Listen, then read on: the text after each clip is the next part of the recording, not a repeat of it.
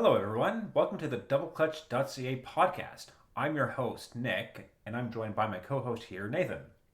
For those of you who might not be aware, we at DoubleClutch.ca have been running this magazine for the better part of about 10 years now. Normally, we'd be playing with cool cars, but on this week, we have a special episode. We are recording from just outside of Cobble Beach. We'll be attending the Concours d'Elegance tomorrow, and we are joined in this makeshift studio by a special guest. Oh, that's me, Jeff Wilson. And we're happy to have you here, Jeff. And we're also joined by another extra special guest, DoubleClutch.ca founder and editor-at-large, Addy Desai. Hello, everyone. So what are we talking about, guys? We saw some cool stuff today. We did see some cool stuff today at the little Cars and Coffee thing that they had in Owen Sound today. Yeah, so for those who don't know, the Cobble Beach Concours d'Elegance is I guess it's Canada's largest Concours d'Elegance type show, or the only one. Yeah, it's the only one, isn't It's it? the only one. It's pretty much a smaller Canadian version of Pebble Canadian Beach, Pebble Beach. of Yeah, Car exactly. Week in Monterey, where Exactly. the entire town of Owen Sound is kind of home and host to a bunch of different car events and seminars throughout a weekend. Finished off by the big concourse, where some of the greatest machinery in Canada is put on display on the golf course, and it's a beautiful, picturesque setting. Some really cool cars from over 100 years old up to present day, and we're fortunate to be here and experiencing it live. Yeah, a Concours d'Elegance, it goes well like above and beyond like a usual show and shine sort of thing. This is like the absolute cream of the crop stuff with like wild historical significance that has been restored or preserved to fanatical condition. This is like something really different and really special, and we're so happy to be here. It's a neat experience too. It's not just like going to a normal car show, or it might be in a mall parking lot or something like that. This is it's on the 18th fairway of a really nice, prestigious golf Such community. a beautiful scene. It is right right on the edge of Georgian Bay and everything. So they've done a pretty good job of mimicking the feel of Pebble Beach, I think. But also the attendees tend to really get into it too. You'll find the ladies wearing fascinators and fancy dresses, and the men dressed up. And, there's a dress code for this show. Like, it's serious business. Yeah. And I think that's kind of cool. And I mean, to your earlier point, you end up with cars of... There's something to appeal to everybody. Every kind of automotive taste is represented there. Well, Nathan and I were doing the preload-in for the show this afternoon, and we were there, and while we were walking through, we were surrounded by a Panos AIV Roadster. So let's back this up a little bit. You have a personal interest. I do have a personal interest. You got a stake in this. Yeah, Let me tell you, my friend, you're going to get your ass kicked tomorrow. But you know what? And that's okay. This has been a great talking point for the whole week. This is okay. So we were asked. I was asked to bring my '97 Ferrari 550 Maranello, and it's in the concourse. It has been accepted. It's in the show. It's in the pre-2000s supercar category. And what else is playing in that class? You know what? Jeff, who is sitting beside me and is often the king of berating and belittling me throughout the last decade or so of friendship, brought up an interesting point today. I had sort of accepted that it's a concourse. My car is a driver. It's in great condition for a driver, but I have put 5,000 kilometers on it since this season. I've put 5K on it. I got it last October. It's a car I drive. I have tracked it in the rain. I really enjoy putting miles on this car. As such, it is not perfect. But Jeff brought up a valid point that it's still here. It's here among some real cool machinery, some very, very cool machinery. And it's, even if you come last in segment, which it might, and that'll be okay. Oh, there's no might. Absolutely not. We don't know. There might be a might.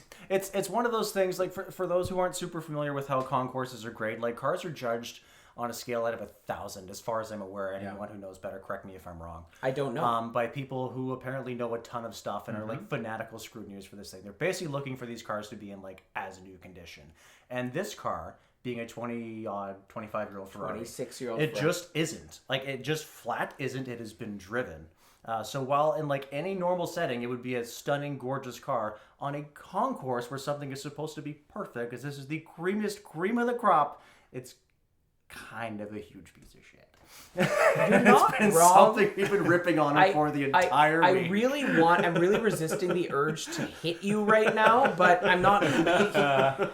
Look, at the end of the day, and like you are in between a perfect Lamborghini Countach LP 4000 and a perfect Jaguar XJ220, across from a Panoz AIV with a Porsche 906 from their, I think it's from their personal collection, someone's personal heritage collection. Yep.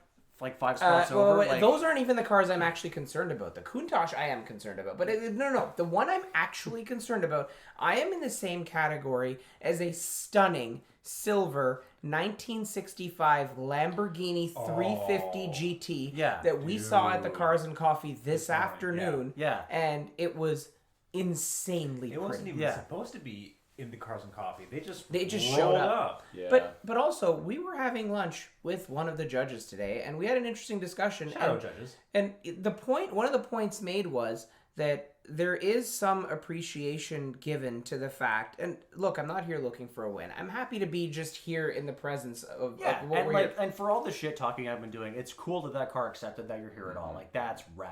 Yeah, like that. I think it's But cool it's really fun to rip on you for having a car. Like, it's like all of a sudden you've turned around and now you are the small fish in a big pond. and that's okay. Yeah. That's just fine, because just being here and being among these cars.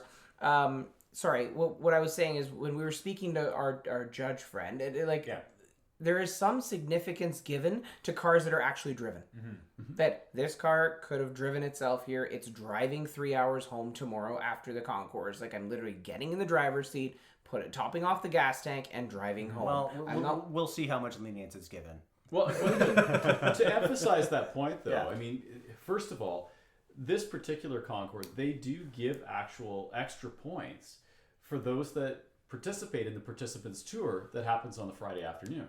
So there's a drive that they set up every year before the Cobble Beach Concours, where those that wish to participate, that are showing their vehicles in the concours, can go for a little drive around the community, and they make stops here, there, and whatever. It's a bit of a parade that people get to enjoy, but to see their cars out in the wild, so to speak.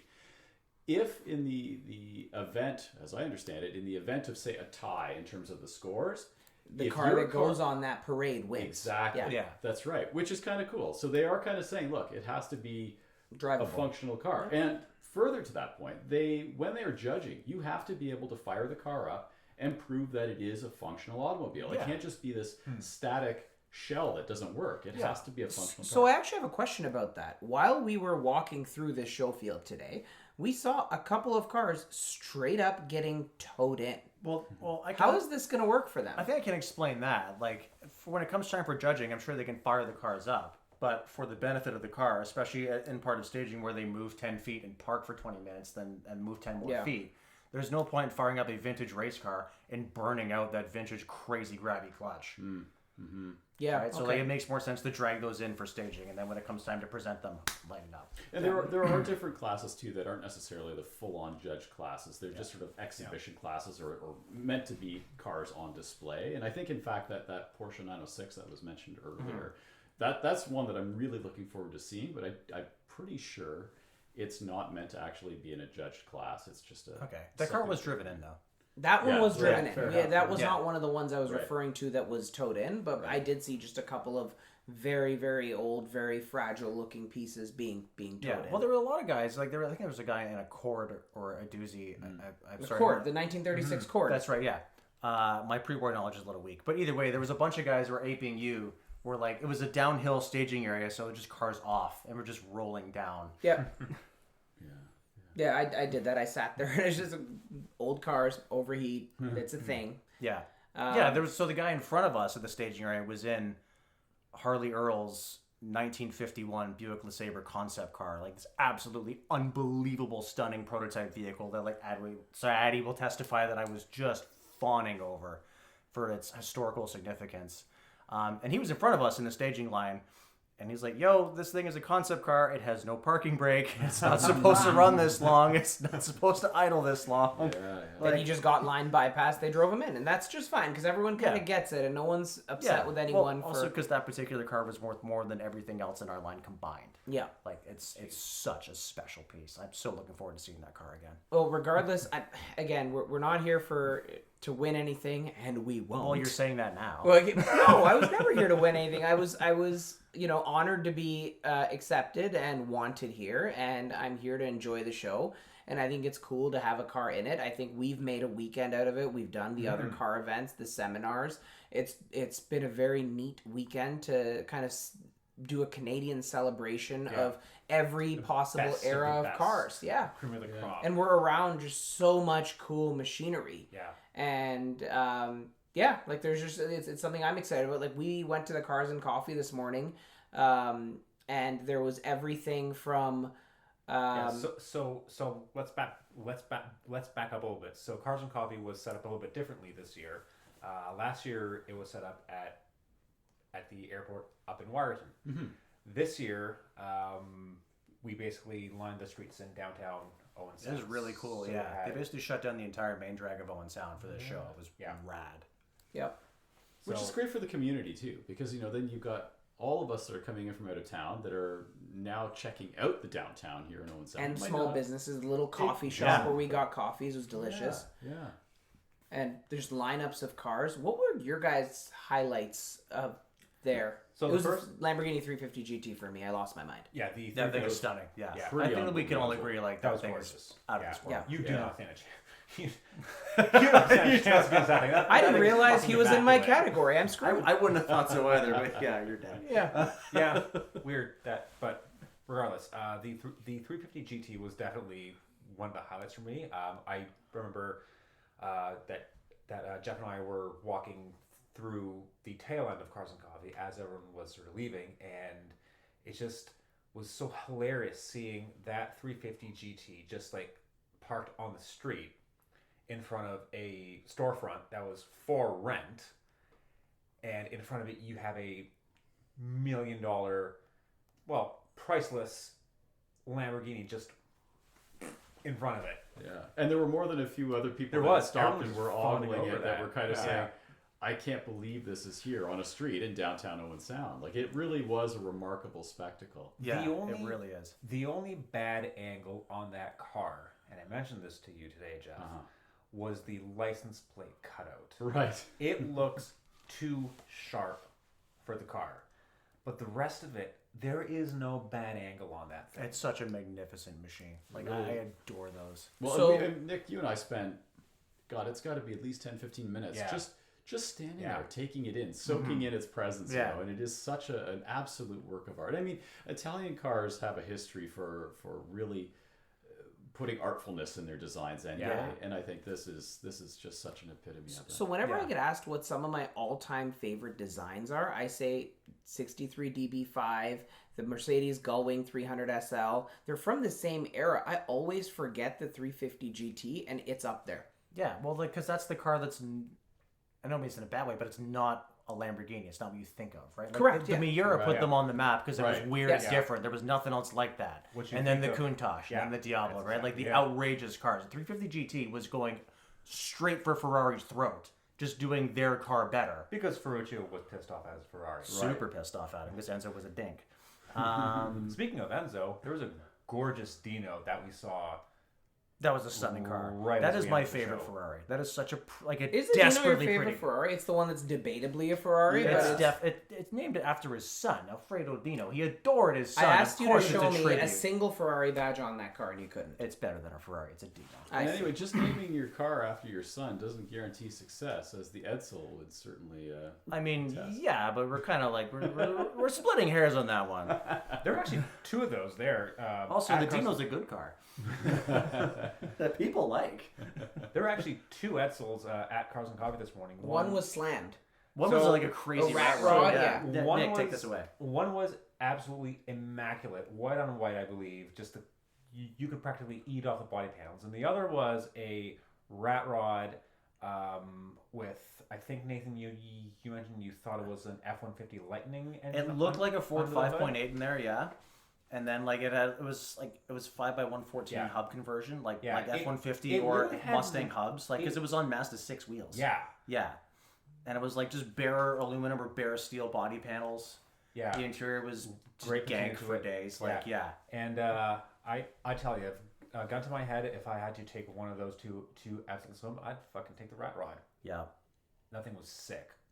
Yeah, that was a rad car. The diversity of machines on display today was pretty remarkable. Yeah, you got a good mix of like, obviously the priceless 350 GT, Right.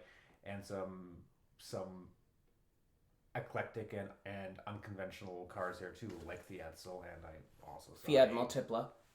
That was Well, that the lemon. Oh, that was at the Lemons, Lemons. Lemons. Dance. Okay, Yeah, that yeah, yeah. was- yeah. that was Lemons, and a spotless Mariner Blue NA, which was kind of near and dear to my heart. 'Cause I was like, Right. "Oh, that's neat."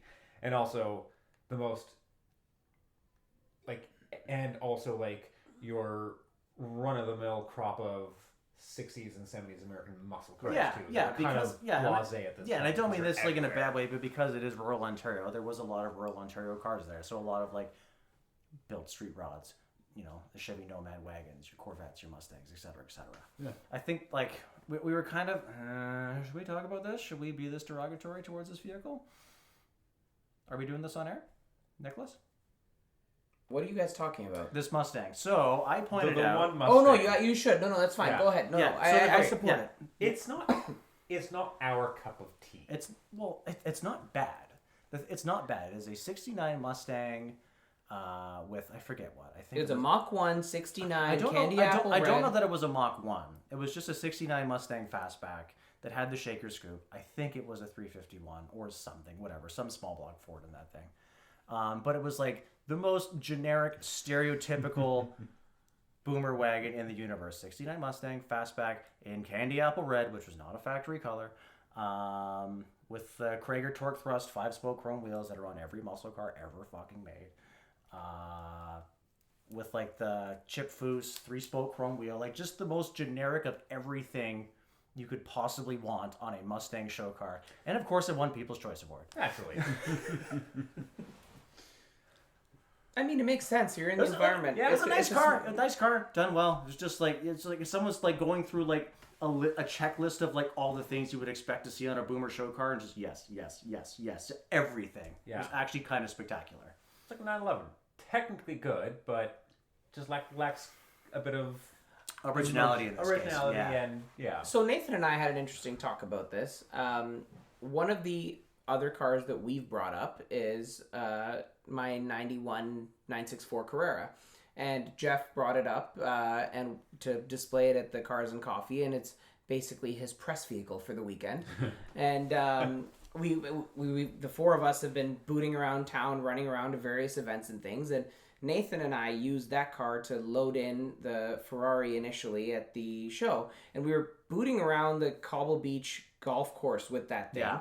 And like it was a perfect day, great breeze, like cool air coming in, and we're driving this thing. We're just hearing this air-cooled motor behind us, and we're like, God damn it, this car is This good. is sick, yeah. That's such a It was good also car. funny because Porsche had one there, because Porsche's been sponsoring this as part of the 60th anniversary of the 911 this year. So they had a bunch of their own press vehicles there, among them being A forest green 964. yeah, it was their and we support looked and we're car. like, oh wait a minute. And we're like, oh, our support car is one of these too. It was cool, but like, Yeah. it was just the 911. I would still say is the modern one is too good and kind of Yeah. lacks Yeah. soul in being that good. Yeah. But the way that the 964 drives and the way that it sounds and that visceral feel that you get is still very special to me. I take every opportunity I can to not blow smoke up your ass. That car is delicious. It's so good. It's so What good. did you do to the exhaust? It's a G pipe. It's basically a muffler bypass, Okay. and it's the perfect amount of sound augmentation without it sounding too loud there's no exhaust setup that sounds good on that car. It's definitely Except that. It was definitely louder than the last time I remember. It's been like this for about a year and a half. It's really good. Yeah, It's it like sounds okay. perfect. Of the 10 or so Porsches that were all in a row there, most of which were leaving around the same time that you guys did in the 964 from the Cars and Coffee this morning.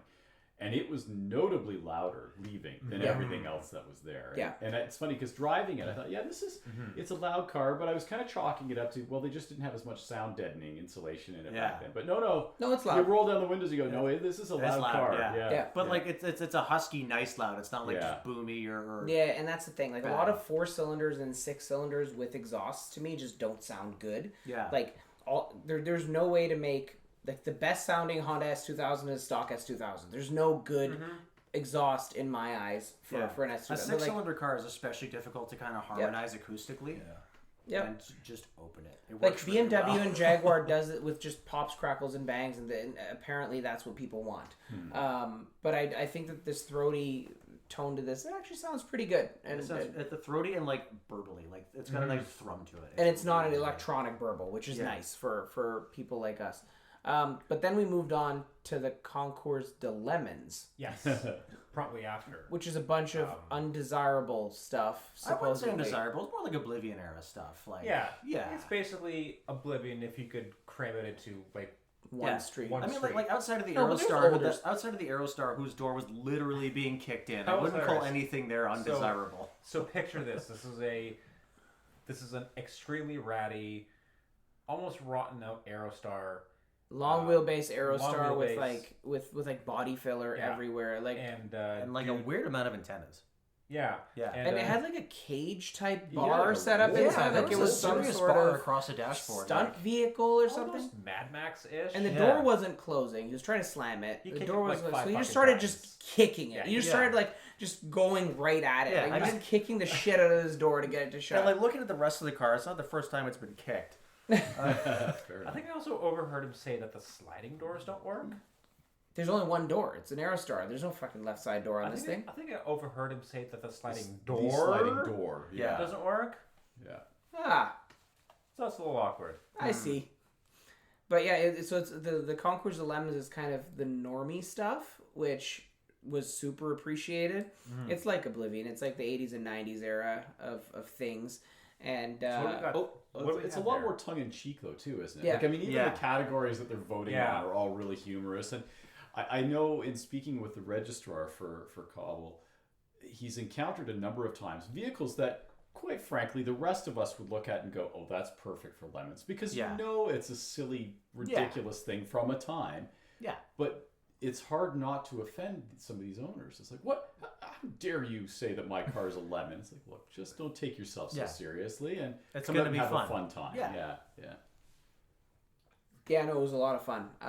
And I think, what were your guys' highlights from Lemons? I really liked that Aerostar because it was The just Aerostar so was funny. pretty hilarious. I like the Bricklin. Why? Well, because Why it's not? A It's got ridiculous... gumbling doors. Doors go up. Come on. Exactly. I think you like that sort of Canada. flexy garbage. And that's it's just in the the epitome of the Maritimes. 70s, right? It was flashy. It was ridiculous. Do you like DeLoreans too? No. Okay. No. Because like Back to the Future DeLoreans, like is there a single DeLorean out there that doesn't have a Back to the Future customized license plate? I saw one once. Really? Yes. It had a normal. It was It not was Back a to normal the Future. car with no references to Back to the Future. I think the guy was actually tired of hearing about it. That's. I think they all are, but like they do it to themselves, the owners, by having the personalized plates. They're all like out of time or 88 miles per hour. Like it's. Okay, Were you yeah, not we telling get me it. earlier today that you have 2 different James Bond movie soundtrack cassettes in your Aston? CDs. CDs? He said CDs. Yes. Yes, I was telling you that. Yes. But that being said, I would also think that anything 007 related on an Aston Martin license plate would be very obvious and therefore not good. The only thing acceptable would be an actual Bond plate. That if it's a very geeky, obscure. If you know, you know. Yeah. Otherwise, you just don't notice. I'd do an E38 with BMT 2144 on there. Yeah. See, and that's fine Yeah. because no one would understand, and those Except who for would me. would think it's kind of funny. And yeah. you. Yeah. Well, And I thought I We liked would James Bond. literally That be is- the only 2 people who would understand. Yeah. Right, that's really over the top. So it was like the year was like 2018 or something, or 2017. It was just before I'd bought my Vantage, and Nick and I were going through the literal. We were in LA. We'd had a few drinks, and we were going through the literal availability on the MTO of actual Bond plates of what would be available for me to just order. and have it ready for when I got there. None of them were available. We went through every single Bond plate because we knew them all by heart. Because we were dumb. I'm ashamed to admit that I remember this, but the only plate that was available was 73 GH3 LD. Which one is that? Which was what was on the DBS and Quantum. Oh, okay, I see. I couldn't have gone there. You officially win the Olympics for being stupid today. Yeah. So you must have been so cool in high school. So I'm gonna save Nick. Let's circle back around. My choice of the Concours de Lemons was there was a very vintage Saab there. I can't remember if it was a the 9.6. It was a 9.6. The 9.6. Yeah, I can't remember if it was a Saab 9.2 or a 9.6, but a very vintage Saab with like a very silly like 2-stroke V4. Were they called I the love 9? those cars. Yeah. Were they called the 9.6 then, or was it the 96? So there's no hyphen. There's no like. So here's the thing. Regarding that vintage of Saab, I have no idea. I don't think they made it superscript or hyphenated. You know what I mean? Like on the modern ones, it was like the 9.3 with like 9-3 or like a small arrow. It was a 9.6. It was Sport green. combi? It had a cute little engine, and I thought it was neat. And it was green. Looked really clean. It was nicely restored, right? And if it fired up, it would be the loudest car at the show. I wasn't just gonna go ooga dooga choo choo like the little chitty chitty bang bangs we saw driving around. No, earlier? because those are 4-strokes. This was a 2-stroke. I see. It was a very glorified chainsaw. Yeah. Wait, you really like the Bricklin? I'm almost offended. This is the group of Lemons cars, man. Yeah. I think Also, you're hi, supposed we're a to pick Canadian up outlet. You're legally obligated to like that vehicle. I don't know what it is about Bricklins and DeLoreans. I just can't get behind them. You I don't picked know an why. Aerostar that people were kicking the crap out of. Well, no, the one guy was. You're chastising my choice. I thought it was funny what he was doing, but also I really liked the Fiat Multipla. Yeah, Tom is a Close friend of ours. He's a good guy. He comes to all the old car shit that we go to. Yeah. He's got a couple of Skodas. He's got a Fiat Coupe. He's got a Multipla. He's very obscure. Hold on. He himself is obscure. How do we pronounce the name of that vehicle? I thought it was Multipla. Multipla.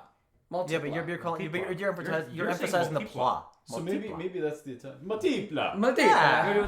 With the That's right, with your hands. Yeah. Yeah, you do it as yeah. So, It's been but he has like he basically puts his children in this multipla, and it's a very it's yeah.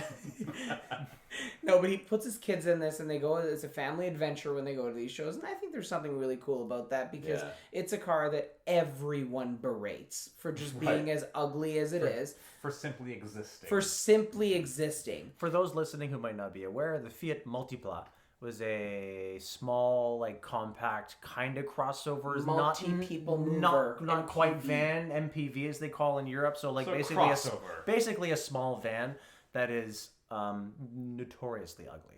It's got Very ugly. Like it's very sad looking. Its own mother doesn't love the way it looks. It's got what I would probably describe as a double chin's worth of headlights. Yeah. Right. Yeah.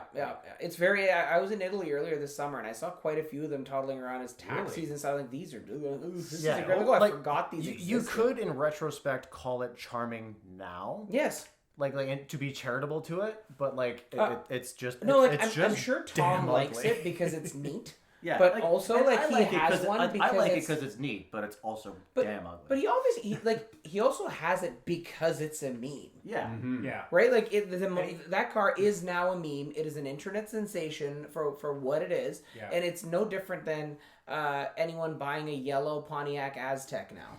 You know, like it's so that was going to be my next question. At what point does the Pontiac Aztek evolve to that? It doesn't, because nobody cared. Nobody gave a shit about the Aztek. The Multipla was actually like it's commonly used as a vehicle to do normie things all over Europe. Still, that's because they work. Right, but nobody cared about the Aztek when it was new. Everyone's like, it's so ugly, and then it spawned a generation of crossover. We were talking about this today. The Aztek sold quite well. I know. You forget this. The Aztek sold really well. They were super onto something with that.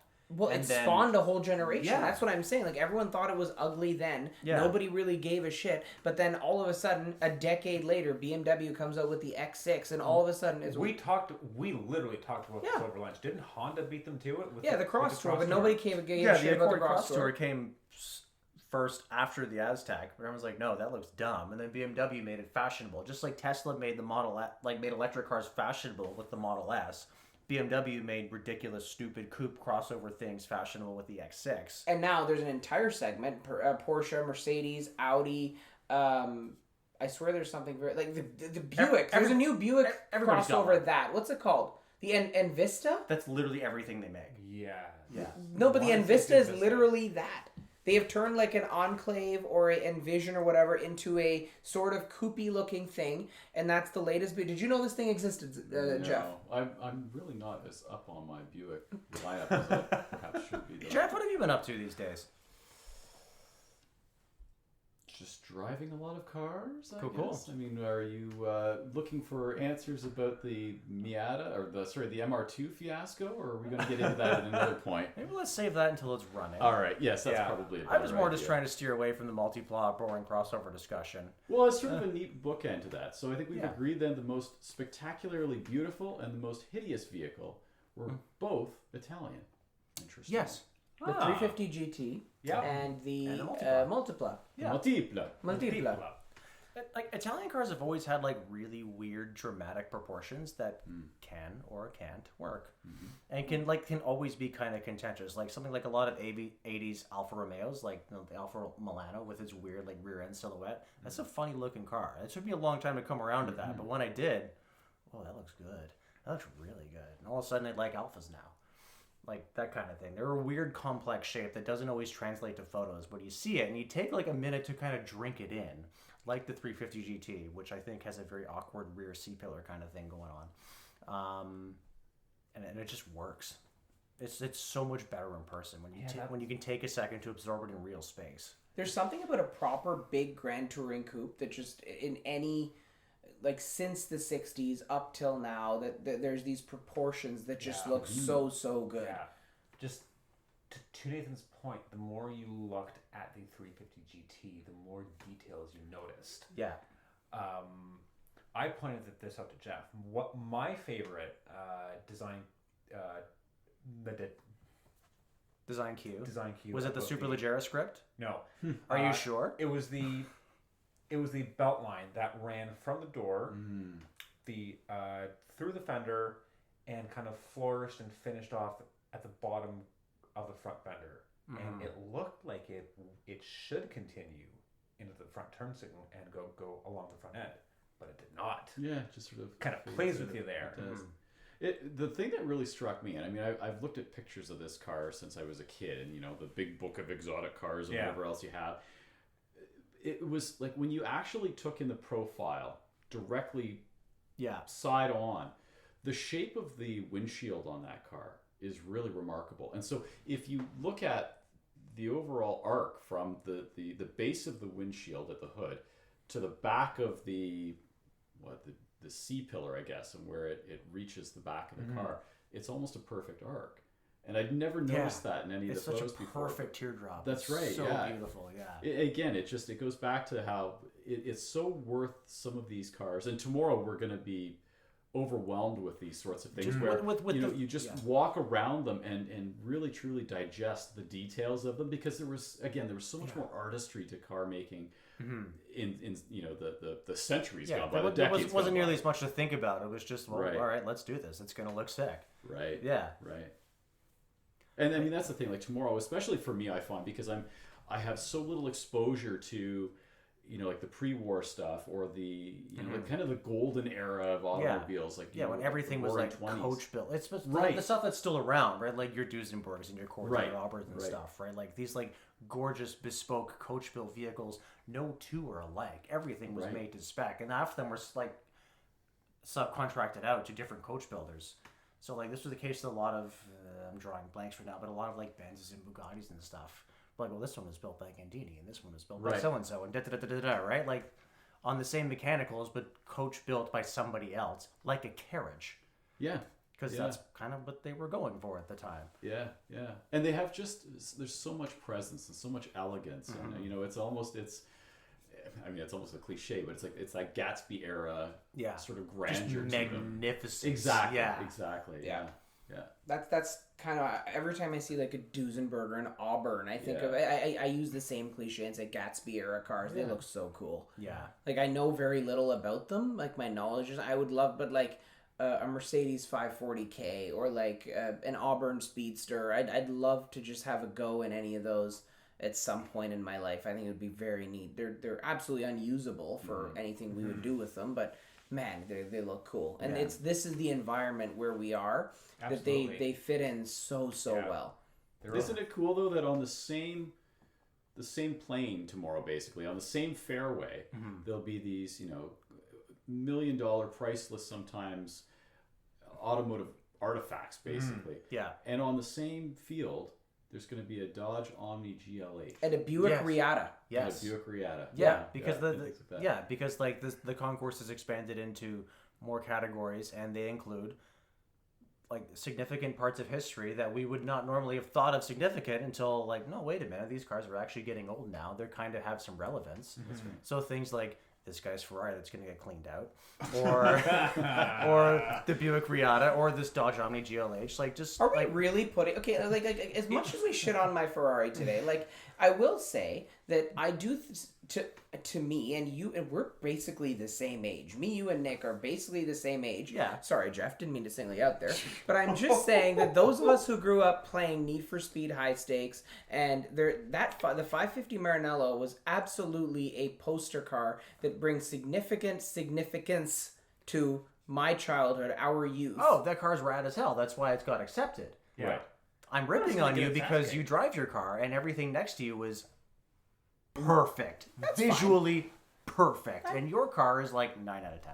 So, And you're going to get shredded for that 1 out of 10. I will happily accept defeat Yeah. there. so quick sidebar here, kind of tying back into the video games. With the Panama's AIV Roadster competing in the same class, Nathan, I'm genuinely surprised you haven't played Midtown Madness 2. Yeah, that's the only reason I know that car Okay, exists. so I'm very surprised. I'm actually kind of glad you guys brought that up. Are you really? A little bit, yeah, because I wanted to kind of like segue back into. I have no idea that the Panos AIV was featured in Midtown Madness or what. I actually haven't even seen screenshots of that game. I have no idea what you guys are talking about beyond the name of that game, because when I was a kid, I was playing the ever-loving shit out of Gran Turismo. And there was a question that came up earlier today. Oh, your parents bought you a PlayStation. Must be nice. They did. They did, and I'm very appreciative of them putting me in this position where I'm just pissing money away on stupid cars over that decision many years ago. But like we were talking about what car we want to take home from the Cars and Coffee or Lemons that we were at earlier today, and outside of the 350 GT, which I think we all agree is just like drop dead, stunning, ridiculous. Give me that one, please. If we were to take a car home and say like reasonably expect to have to kind of keep it on the road for a while, for me, that car was I didn't actually catch the year. Early mid-90s. It was a TVR Griffith 340 Blackpool. And like for me, growing up playing Gran Turismo with those early TVRs or like 90s era TVRs, I melted. That car was so gorgeous, so stunning. I've always wanted one. You did lose your mind over it. Yeah, I was just fawning over it for a solid 10 minutes, drinking in its ridiculous details. I love that thing. Did you chat with the owners at all? No, actually, I didn't. Jeff and I chatted with them. Yeah? Were they British? No, but here's a little context. They literally recognized this shirt, the car on my shirt. The Allard? Yeah. Apparently. So Nick is wearing a shirt that has a blueprint of to me in my dude, when I bought this shirt, it was on clearance at Banana Republic. I was like, oh, cool, old yeah, car. that's an Allard J2X Le Mans. Right, so to me, I have very little knowledge of pre-war era cars, and it to me is just a generic old vintage car, but it's a blueprint, it's a cool shirt. Yeah. Yeah. No, they promptly identified this as an Allard. Mm-hmm. Wait, so what did they have to say about this car? So actually, when Jeff and I were kind of drinking its details, what I noticed was that like its front end was very striking. Yeah. Interior, lovely interior. The back was like a complete afterthought. It works. What is it? What is it that appeals to you about that? Like for the considering how many cars were there today, that's your big takeaway. That's the one that you wanted to drive. I think for me, there's two things. A, just childhood significance. It's a TVR at all, right? I was exposed to TVR a lot as a kid, and like just through Gran Turismo. And like that brand always stuck out to me as being like, yo, these cars look sick. They are about the same price as a Dodge Viper in Gran Turismo 1. So they're a value proposition, and they're lighter and about as powerful. So like, obvious no-brainer. This is rad. The only TVR I really loved as a kid was the Tuscan. Tuscan S, like the Tuscan's like on my top 5. Like I need this cars. Yeah. Okay. Yeah, that thing was crazy. Prominently featured in Gran Turismo 2, 3, and 4. Just like it's a very classic sports car silhouette. It's a very classic sports car formula of being like lightweight, long pronounced hood, short rear deck, not a lot of weight, not a lot of chassis, shitload of power, just magnificent. And like you don't see them here. I've been to a pile of shows, and being in this business, you kind of get jaded around cars because you've driven and seen everything. I haven't seen a lot of TVRs, so that was really cool for me to see like a childhood fantasy in the flesh, in the life, just sitting there. They are properly rare, that's for sure. Certainly on our shores too. Yeah. So what else? What's your drive away then, Addy? I think I'm just gonna stick to the 350 GT. But we said we're doing that because we all agree that's the one. Other than that, other than that. Oh, circle back to me. You go ahead, Jeff. Well, it would either be the 1975 Dodge van there with all the shag carpeting inside. That's pretty cool. That was sick. Yeah. That thing was bonkers. No, I wouldn't actually have that, but it was still brilliant. great. It was rad, though. Like Scooby-Doo convention or something? Exactly, yeah. No, there was an 80, I think it was an 89 911. And that series, like that's the last of the G series 911s. It was black on black. Like that's the poster car from my youth. Yeah. And it was immaculate. It was so pristine. So, I had to show up in that kind of ratty 964, but otherwise. Did you? Oh, woe is you. I know, eh? Kind of ratty. Yeah. Hey, at least my car runs. But we're not touching on that. We'll get to that. No, we're saving that. A story. We'll circle back around to that when like you and I both have cars that don't run. We'll get there. I'm surprised you didn't choose the Mr. 2. The MR2 that was there. But then again, you have one at home. It's just... I don't have one at home yet. It doesn't work. It's never actually made it home. I've owned it for almost a month now, but no, I haven't had it home yet. No. We'll get there. Yeah. I actually think my takeaway, I'm driving away in my 964. I don't know, man. The 993 that was parked next to you was really nice. And I'm putting my money where my mouth is. That's literally your car. I don't think there's anything there. Like, there's a lot of cars that I really did appreciate, but if I'm taking one home, there are very few cars that I'm extremely passionate about to the point where I just want it. And if there was a Countach there or a Diablo or something like, you know what? I've got one, the Dino. Yeah. That's an answer. Yeah. Like the Dino. That's what I'm like. I think I could do that. Like I'd love to have something like that. I don't know, fella. Do you see there was a 1969 Mustang fastback in candy apple red? I always wanted a candy apple red Mustang, buddy. I tell you, that thing looked dope. It was made by a man named Bill on a Tuesday, and it's one of one. Car snobs, the lot of it. The Dino's an answer. That would be like my number 2. Solid answer. And the Dino. I'm also like blanking on a lot of the cars and coffee for some reason. It's so overwhelming. We saw so much cool shit today that it's hard to like circle back around and go, oh yeah, that was actually sick. I don't think I can. Okay, I can't decide between my childhood poster car, that bright red Viper GTS. Yeah, that was sick. That was sweet. Yeah. Didn't have stripes though. 0 out of 10. Don't want. I wasn't a fan of the lack of stripes. I also wasn't a fan of the black wheels. They're more like dark gray, gunmetal. Either way, it's like a matte dark gray. Wasn't a fan of that, but still, first gen Viper GTS. Vipers, That's delicious. Those are that's straight up my poster car. I don't think there's a more scandalous rear 3/4 view on any car ever made than that vehicle. That was a GTS. Yeah, delicious. Or the Elan S2. Oh yeah, the Lotus Elan was cool. Lovely. Yeah, that was a lovely little car. That was such a cool color combination too. Yeah. That car was so good. That'd That be was- up there. Dark blue on white.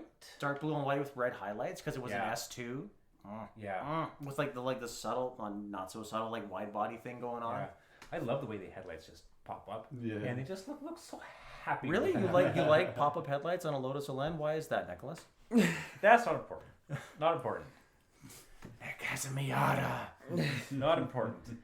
Does that bring us to the end of our segment, Nick? For this segment, yes.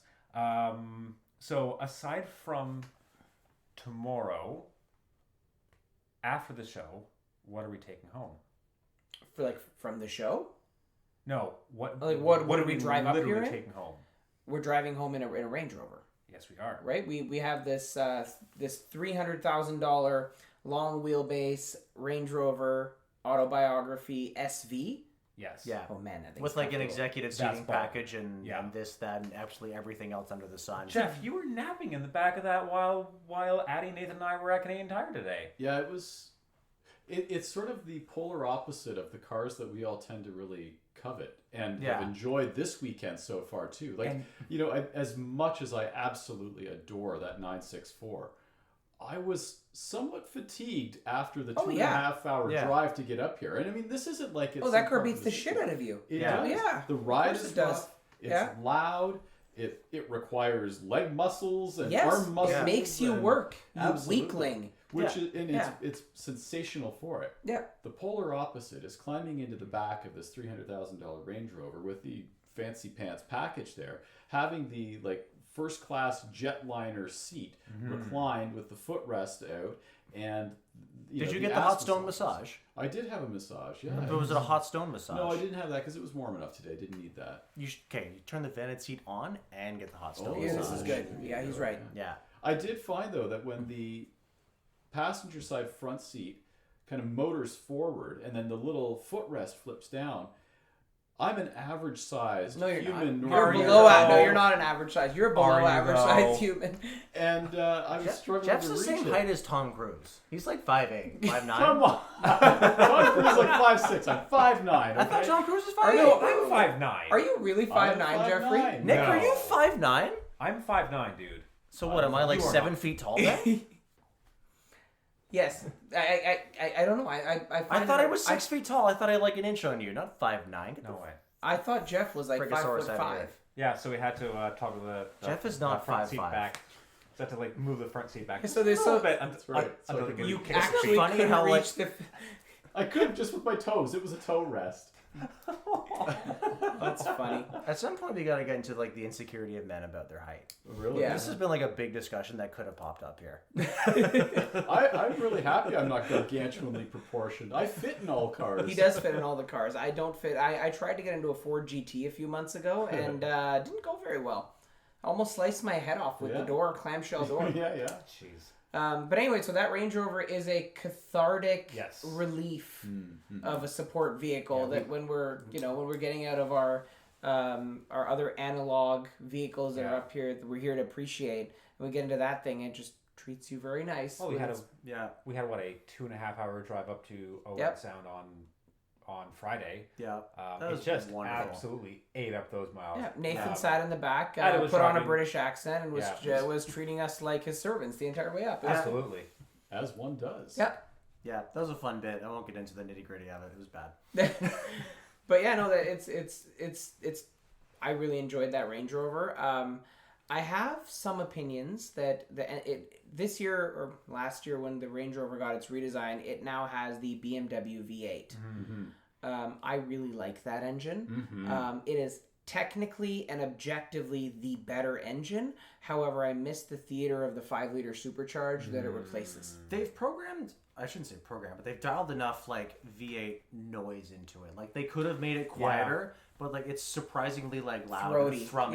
Yeah. V8. It does, Like yeah. because they know like no, this is what you bought this for. Like we'll leave some of that on the table for you. Yeah. Yeah. It fades into the background when But you power delivery is very good. Yeah. Urgent passing power. Yeah. It moves like it's nobody's business. And I mean, that's the fastest a house should go. Absolutely. It literally costs them as much as a condo does. Right. Yeah. Wait, where are you finding condos for $300,000? Owen Sound. Owen Sound. Oh yeah. Yeah. Yeah, probably. But yeah. And on that bombshell, And on that bombshell, we are preparing many tissue boxes in anticipation of Addy getting his butt handed to him tomorrow at Cobble Beach. The cars are going to be pretty tomorrow. Man. Come on, man. You always wanted to be 007. It might happen tomorrow. What, out of 1,000, I'm gonna get 7 points. Well, thank you for listening, everyone. It's been a slice. Follow us on socials at DoubleClutchCA. Jeff, where can we find you? The best bet is probably to track me through Instagram. So if you go driver_Jeff on Instagram, that's where you'll find me. And I tend to link or at least post everything that I've been up to because as a freelancer, my stuff's all over the place. So. Cool. I would say the easiest place where we could find the lovely yarn that you spin is probably autotrader.ca. Most of the stuff is AutoTrader. Yeah. Well, thanks for joining us, Jeff. Thanks for having me, guys. It's been a slice. Bye. Bye.